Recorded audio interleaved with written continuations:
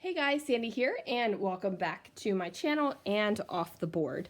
So this is a month-long series that was started by Crystal over at Pineapple Papers, where we use our Pinterest pins to actually inspire us. So I have a quotes Pinterest board, and I am using this quote right here. "You have to be odd to be number one" by Dr. Seuss. And that is because this photo that I have is definitely odd. You guys, this is a naked dragon drink. It has no inclusions, none of the little dragon fruits in it. So it's white, which is weird. So it does taste the exact same. You just don't have the little fruity bits, and it's not that great pink color. So today I pulled out some pink fresh papers.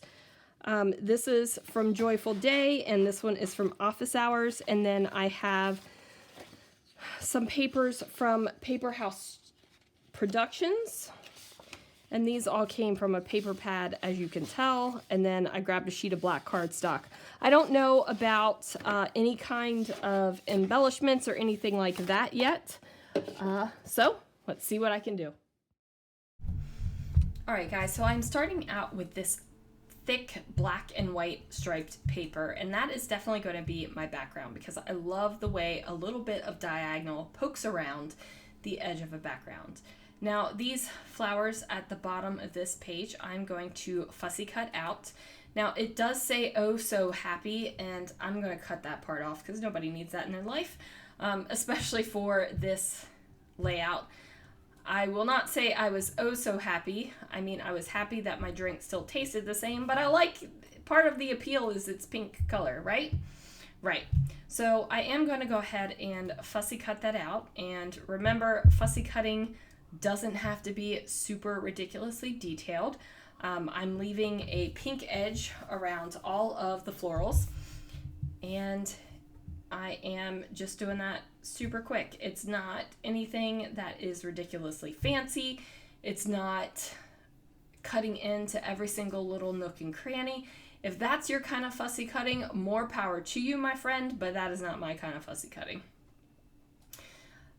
There we go. So I've got that cut out. Now I'm not exactly sure in my mind where this is going to go yet. I don't know if it's going to be the bottom of the page, the top of the page, the side of the page. I am just not sure. What I'm going to do now is take this pink fresh ombre striped paper, and I'm going to cut it down on two sides. So the dark stripe and the lightest stripe, I'm going to cut it down, and then I just cut off one side where it goes from light to dark. What that's going to do is give your eye the illusion that it is all the same width, so that even though that very darkest stripe and the very lightest stripe are skinnier than the other ones, your eye doesn't really see it because I've taken edges off of both sides. So I think I'm going to put the floral on the bottom, and then I'm going to take this one and just put it across the page so that it does cover up the very outside background, that big, bold black and white stripe. So I had to trim off the edge because for some reason, every 12 by 12 paper is not the exact same size. Drives me up the wall, right? Like a 12 by 12 paper should all be 12 by 12, but for some reason, different manufacturers' 12 by 12 papers don't exactly match up all the time. So now I'm messing around trying to figure out where I want the florals to be. I am going to place it on the bottom down here, and that is great. Now I just have to figure out what I'm doing with the photograph. So I have a double matte on the photograph. I have a dark, bold black border, and I also have a floral border. Now I'm going to take this kind of dark, dusty, rosy pink piece of paper, and I'm going to start building a photo matte cluster. Now this is something that you just do to build up your layers. Now, when you're building layers underneath of a photograph, you can do it multiple ways. You can start at the bottom, or you could do it at the top. So I'm taking my photograph and adding layers underneath. So I'm working from the top down, which is fine. Like, whatever works for you, right? No judgment here. So now I've got this corner I'm trying to figure out what in the world I'm going to do with it. And I thought I was going to use it as an actual corner, but I'm not. I'm going to cut it down so that it isn't a triangle. It just doesn't really work as a triangle. I've got all these varieties of this kind of dusty, pinky, peachy type color. I don't even know what color to call it. But I've got all of these papers that definitely work with it. And this isn't even really the correct pink color for the pink drink.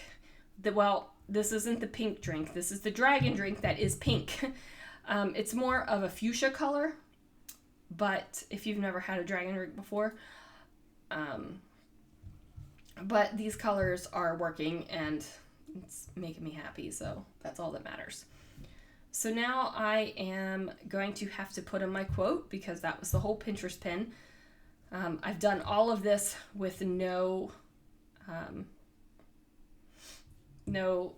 like inspiration from my Pinterest board. I was thinking about adding that wood veneer floral, but it's not going to work.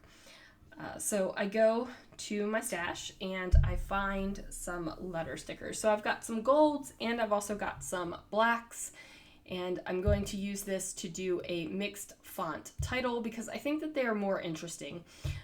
If your title is more than, a couple words, I think it's a lot more interesting and a lot more fun to have a mixed font title. If this was all one font all the way down, I've done layouts before where I've loved the look of it, but I want my title to be a good portion of my decoration because I'm not going to embellish this a whole lot. And the reason why I'm not going to embellish it a whole lot is because I have a lot of paper layers. I have a lot of like the fussy cut florals. There's a lot of different implied texture with my paper layers. So I don't feel the need to embellish the heck out of this layout. Now, I do decide to move over the you have because it was poking out into the very outer edge of my background, and I don't want it to do that. I would rather have everything tucked in. So I go ahead and pluck those bad boys up and just move it down. So now I have you have to be odd. And then I'm going to repeat the black and white alphabet down here for it to say you have to be odd to be number 1. Now, I will say I thought about changing out the 1 for something a little bit more with a pizzazz instead of just a straight line, but it is the same chipboard letters from odd, and I wanted them to kind of match, so I just went ahead and left that. Now, of course, I am adding Nouveau Deluxe adhesive to make sure that my letters actually stay stuck down to my page, because it kind of sucks when your title falls off your layout. So I'm going to go ahead and do that, and then I pull in some enamel dots because this is a very flat layout, but I want a little bit of something. So I'm using these black enamel dots from the Paper Studio, and I just go ahead and put them down in a couple places. And now for the final touch, because I have a couple letters of gold, I am going to add some gold splatter and just kind of all around the layout, and that just gives it the finishing touch, and I am super happy. So I do decide to add my journaling. Now, of course, I'm going to put journaling on this layout because otherwise you're like, what the heck is this? Now, my original plan was to place it on top of the title and have something end, like one of my statements end, where you have to be odd to be number 1 would be the final portion of the journaling. However, I decided that it was a little bit black heavy on the left-hand side of the page, and I needed to balance out that darkness. So I decided to do my journaling vertically on the right-hand side of my page, and I'm totally happy with that. Even though the pin is a skinny pin, it still balances out that black color. So there it is, you guys. Thank you so much for watching. Thanks for joining me for Off the Board. Be sure to check out everyone else who is playing along this month, and I will see you guys again real soon for another video.